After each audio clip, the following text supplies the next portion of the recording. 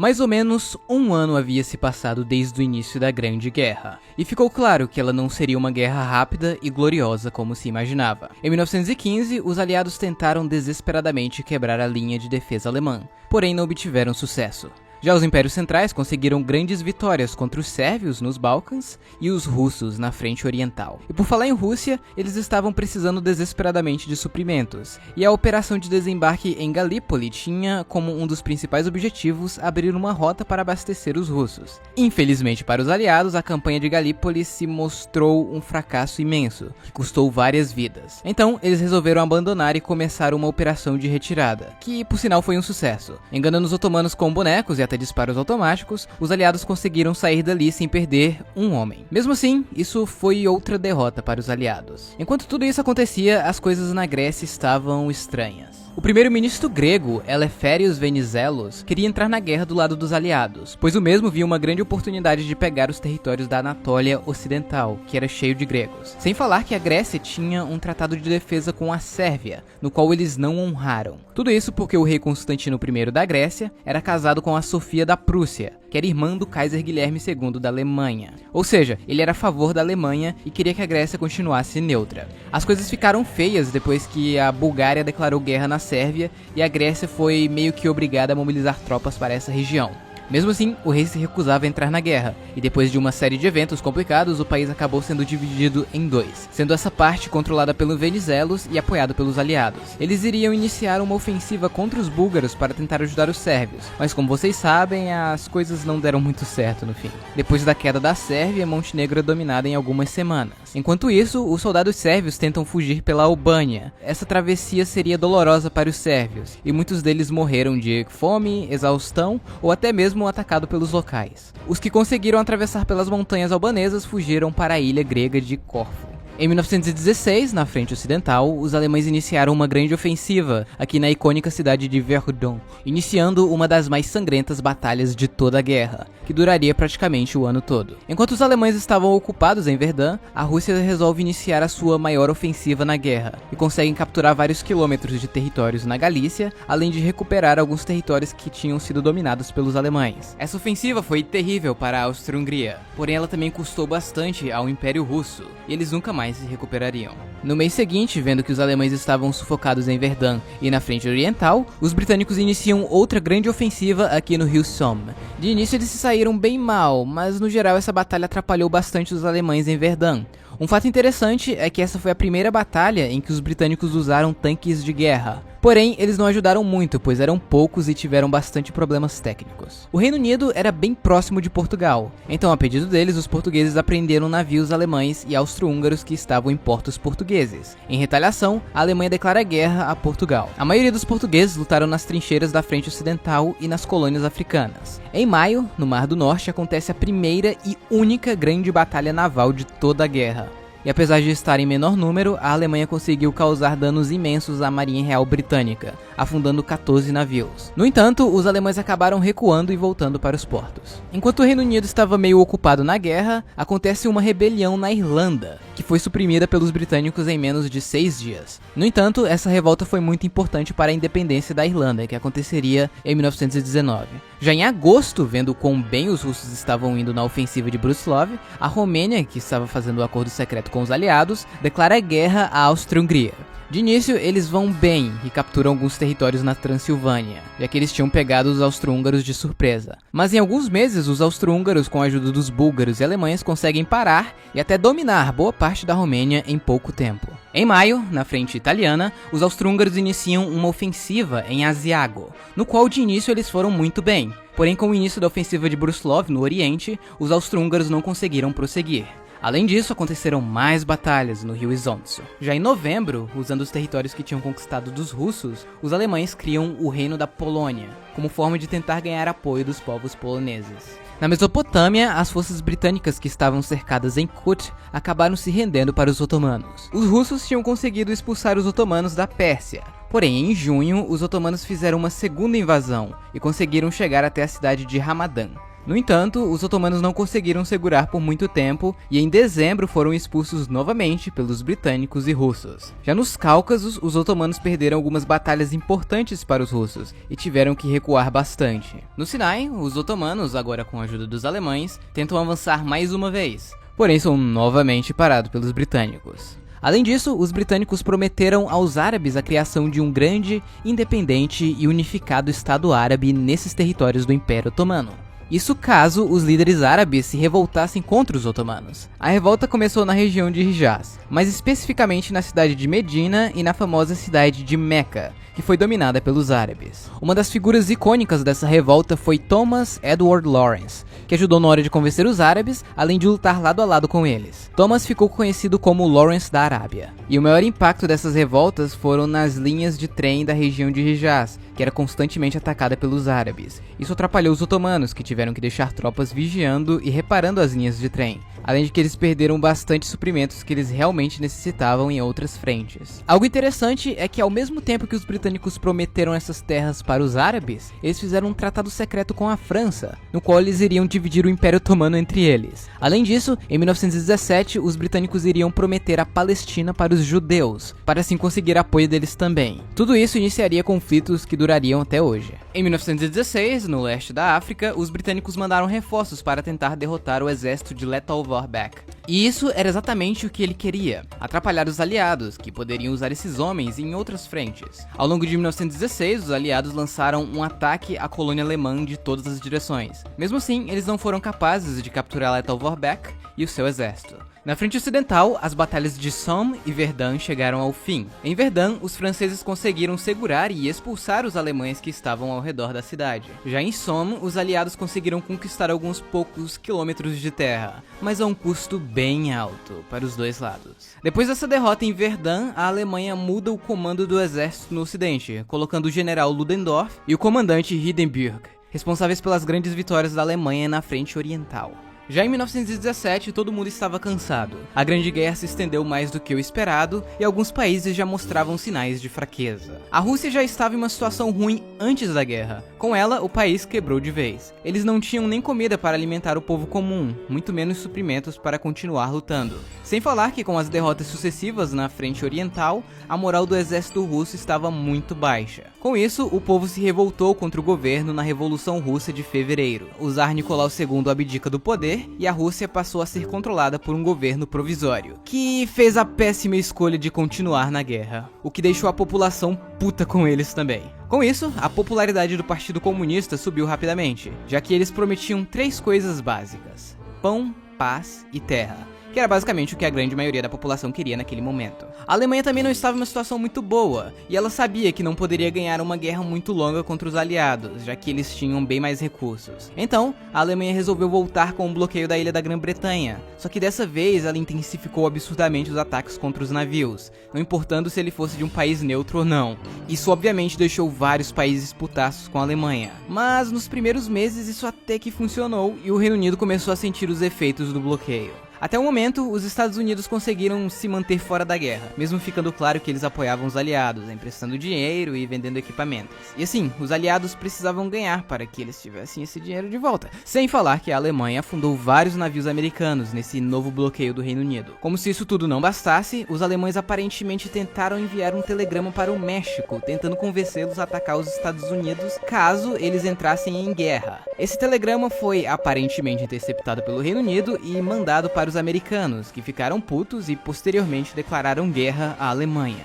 No entanto, os americanos só realmente fariam diferença no ano seguinte, quando seus soldados chegariam em massa na Europa. Uma das grandes novidades da Primeira Guerra foi o uso de aviões em batalha. No início da guerra, eles eram usados apenas para observar e mapear as posições inimigas. Como os aviões eram muito limitados, eles não conseguiam carregar muito peso. Um dos primeiros países a utilizar um avião de combate foi a França, mas em 1915, os alemães conseguiram criar um avião que tinha a hélice sincronizada com a metralhadora. Isso deu aos alemães uma grande vantagem e superioridade aérea, que durou até o início de 1916, quando os aliados conseguiram construir aviões tão bons quanto. momento. Mas para o fim da guerra, os aviões tinham evoluído bastante, podendo carregar mais armas e até bombardear posições inimigas. Os pilotos de aviões também ficaram famosos durante a guerra. O mais famoso deles foi Manfred von Richthofen, que pilotava um triplano vermelho e derrubou 80 aviões inimigos. Manfred viraria uma lenda conhecida como o Barão Vermelho. Infelizmente para os alemães, Manfred acabou sendo abatido alguns meses antes do fim da guerra. Inclusive, ele foi enterrado pelos aliados com honra de estado. Além dos aviões, várias outras coisas evoluíram bastante durante esses poucos anos de guerra. Vários tipos de armas eram criados a todo momento: rifles, granadas, lança-chamas e metralhadoras. No início da guerra, a maioria dos soldados usavam rifles, já que as metralhadoras eram bem grandes e pesadas. E durante a guerra, novos modelos mais leves e portáteis foram criados, incluindo submetralhadoras que foram muito importantes na fase final da guerra. E claro, não podemos esquecer dos tanques de guerra. Eles surgiram com a necessidade de um veículo blindado que pudesse andar sobre as terras devastadas e sobre as trincheiras. Os primeiros protótipos eram basicamente um trator blindado,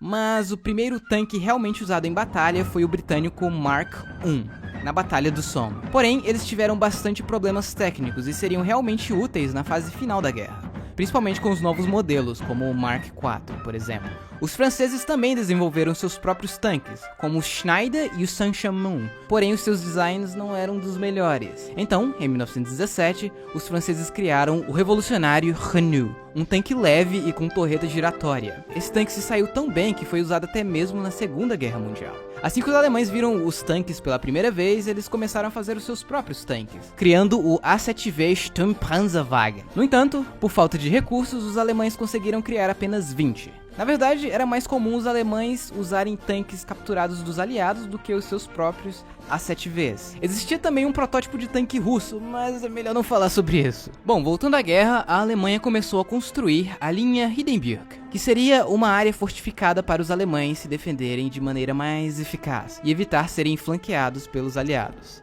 Em fevereiro, os alemães começaram a recuar e deixar as terras devastadas para os aliados. Na tentativa de quebrar a linha Hindenburg, os aliados tinham um plano. Os britânicos iniciariam a Batalha de Arras como distração para os franceses lançarem a ofensiva de Nivelles. E apesar de capturar algumas posições alemãs, essas batalhas não conseguiram seus objetivos e custaram bastante para os dois lados. A ofensiva de Nivelles foi vista pelos soldados franceses como desumana e suicida. Isso causou um motim no exército francês, que se recusava a aceitar qualquer ordem de ataque. O motim seria resolvido algum tempo depois com a saída do general Nivelles do comando do exército francês. Nos Alpes, aconteceram mais batalhas no rio Isonzo, o que deixou os italianos e austro-húngaros extremamente debilitados. No Oriente, os russos iniciam a sua última ofensiva da guerra, e ela falha miseravelmente. Muitos soldados russos começam a desertar em massa. Vendo a situação do exército russo, os impérios centrais contra-atacam e facilmente conseguem recuperar boa parte do território que havia sido conquistado pelos russos. Mais ao norte, os alemães também capturam a importante cidade de Riga, e no mês seguinte eles lançam a Operação Albion e capturam as ilhas do arquipélago de Mundsund. Nos Balcãs, os aliados começam uma ofensiva de primavera, que também não dá muito certo. E por falar nisso, a Grécia de Venizelos, com a ajuda dos aliados, colocou ainda mais pressão na Grécia de Constantino, ocupando várias cidades e implementando um bloqueio naval no país. Isso fez com que a Grécia de Constantino passasse por bastante problemas, o que fez o rei Constantino I abdicar. O país foi reunificado e declarou guerra oficialmente aos impérios centrais. Como as coisas estavam mais tranquilas na frente oriental, os impérios centrais mandaram reforços para os Alpes, e depois da 12ª Batalha do rio Isonzo, também conhecida como Carporeto, os impérios centrais conseguiram quebrar a linha de defesa italiana, e eles foram obrigados a recuar até o rio Piave e pedir reforços para os britânicos e franceses. Os impérios centrais tentaram atravessar o rio Piave, porém foram parados pelos italianos, que conseguiram estabelecer uma boa defesa no Monte Grappa. No Sinai, os britânicos conseguem expulsar os otomanos da península, e em março eles tentam invadir a cidade de Gaza, mas falham. Tentam novamente, e falham de novo. Até que em novembro eles finalmente conseguem capturar a cidade e iniciam uma ofensiva até a famosa cidade de Jerusalém, que eles conseguem capturar no finalzinho do ano. Além disso, durante o início de 1917, a revolta árabe foi capaz de capturar quase toda a costa de Hijaz, e em julho eles capturam o importante porto de Aqaba. E posteriormente eles se juntariam aos britânicos nas ofensivas de 1918. Na Mesopotâmia, os britânicos conseguem capturar as cidades de Kut e Bagdá, fazendo o Império Otomano recuar da Mesopotâmia. Nos Cáucasos, as coisas não mudaram muito. Os dois lados estavam sem a mínima condição de atacar, e em dezembro eles assinariam um armistício. Na África, os guerrilheiros de Lettow-Vorbeck continuam firmes e fortes. Em novembro, eles deixam a colônia alemã e invadem Moçambique, à procura de suprimentos. Na frente ocidental, os britânicos iniciam a terceira batalha de Ypres, essa que foi a grande batalha de 1917, sendo também uma das que mais tiveram baixas em toda a guerra. Mas mesmo assim, os aliados não conseguiram uma vitória significativa e desistiram do ataque. Os aliados também tentam uma nova ofensiva em Cambrai, essa que foi a primeira batalha com grande auxílio de tanques, porém mais uma vez a batalha não deu em nada e muitos tanques foram destruídos pelas artilharias alemãs. Lembra que a Alemanha tinha afundado vários navios de países neutros? Bom, o Brasil teve vários navios afundados, o que deixou a população brasileira furiosa, fazendo o Brasil declarar guerra à Alemanha. No entanto, o papel do Brasil na guerra foi bem pouco. Eles mandaram médicos para a França e patrulharam os mares. Mas, em uma dessas patrulhas, que aconteceu aqui em Gibraltar, um brasileiro pensou ter visto um temido submarino alemão, pegou a metralhadora e abriu fogo. Porém, a água começou a ficar vermelha e a tripulação viu que tinham matado um bando de toninhas. E essa foi a famosa e importante Batalha das Toninhas. Além do Brasil, vários outros países declararam guerra à Alemanha, por esses mesmos motivos, incluindo a China, que ajudou bastante com mão de obra. Em novembro, os bolcheviques conseguem derrubar o governo provisório russo, iniciando a Revolução de Outubro, esse que é o início do governo comunista na Rússia. Em dezembro, eles assinam um armistício com os impérios centrais, porém a paz não chegaria na Rússia, já que essa revolução causou a Guerra Civil Russa entre os vermelhos e os brancos, que duraria até 1923 e seria uma das mais sangrentas guerras civis da história. No entanto, isso não é assunto para esse vídeo. No início do ano seguinte, os alemães e russos assinam o Tratado de Brest-Litovsk, sendo essa a saída oficial da Rússia da Primeira Guerra Mundial, em troca de todos esses territórios. Alguns foram ocupados pelos alemães e outros viraram estados fantoches. Neste meio tempo, a Finlândia tinha declarado independência da Rússia, só que alguns pró-bolcheviques estavam querendo fazer uma revolução no país também. Então, em sinal de amizade, Guilherme II manda soldados para ajudar os finlandeses anti-bolcheviques, e eles conseguem capturar a capital, Helsinki. Ainda aconteceram algumas poucas batalhas dos impérios centrais contra a legião tchecoslovaca e contra alguns poloneses. Fora isso, a guerra tinha completamente acabado na frente oriental. Nos Cáucasos, os otomanos começaram a recuperar os seus territórios e ocupar vários países que surgiram com a queda do Império Russo, incluindo a Geórgia e a Armênia. Agora, sem a Rússia no Oriente, a Alemanha começou a mover suas tropas para o Ocidente, e ela sabia que precisava ganhar dos aliados o mais rápido possível, principalmente por causa dos reforços americanos que estavam prestes a chegar. Sendo assim, a Alemanha inicia a Batalha do Kaiser, também conhecida como Ofensiva de Ludendorff. A primeira fase da ofensiva foi a Operação Michael. Basicamente, os alemães queriam cortar o exército britânico dos franceses, e de início eles conseguiram avançar bastante. No entanto, o plano não foi bem sucedido, já que eles foram parados perto da cidade de Amiens. Então, os alemães iniciam a Operação Georgette e começam a atacar no norte, perto de Ypres. Porém, mais uma vez, os britânicos conseguiram segurar o avanço alemão. Depois disso, os alemães atacam os franceses na Operação Blücher-Joch. Os alemães conseguem quebrar a linha francesa e eles avançam até o rio Marne, onde são novamente parados. Com esse avanço, os alemães começaram a bombardear Paris com as suas novas artilharias, e os franceses já estavam se preparando para mudar o governo para outra cidade. Felizmente para os aliados, eles conseguiram parar o avanço alemão. Neste ponto da guerra, vários soldados americanos já estavam chegando ao campo de batalha. Eles eram inexperientes, porém estavam totalmente descansados, ao contrário dos franceses e britânicos.